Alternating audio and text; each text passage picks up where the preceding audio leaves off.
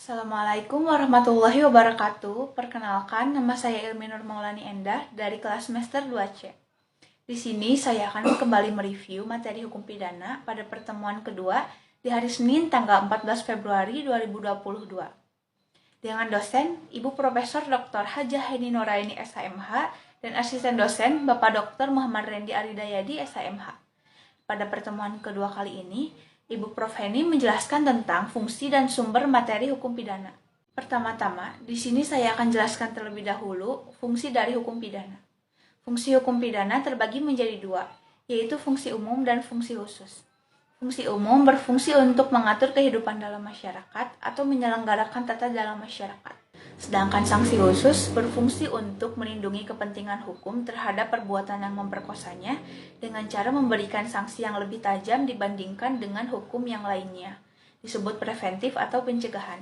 Sanksi merupakan ultimum remedium, atau disebut juga sanksi terakhir dan juga obat terakhir. Sanksi digambarkan sebagai pedang bermata dua atau bagai mengiris daging sendiri. Lalu di sini saya akan menjelaskan sumber hukum pidana. Sumber hukum pidana berasal dari 4 sumber. Untuk sumber yang pertama, berasal dari KUHP atau WVSNI, mulai berlaku pada tanggal 1 Januari 1918. Lalu untuk yang kedua, bersumber dari peraturan-peraturan lain di luar KUHP, seperti contohnya Undang-Undang Narkotika, Undang-Undang Anti Korupsi, dan Undang-Undang Terorisme. Lalu untuk sumber yang ketiga, berasal dari penjelasan KUHP, disebut juga Memori Vanto Listini atau MVT. Dan untuk sumber pidana yang terakhir, yaitu yang keempat, berasal dari hukum pidana adat atau hukum pidana yang tidak tertulis.